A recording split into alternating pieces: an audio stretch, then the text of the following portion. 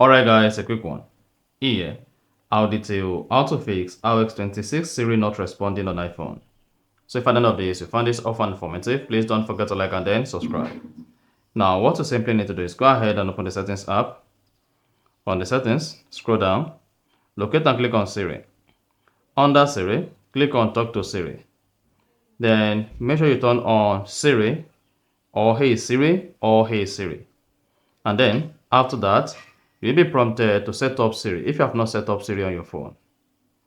Now, to see Siri response, all you simply need to do is scroll down the page, locate and click on Siri responses. Then set this to prefer spoken responses and hit the bar button. If you want to use Siri on lock screen on your iPhone, turn on allow Siri when logged, and that's it. So that's exactly how to fix iOS 26 Siri not responding on iPhone. So if you found this offer informative, please don't forget to like and then subscribe.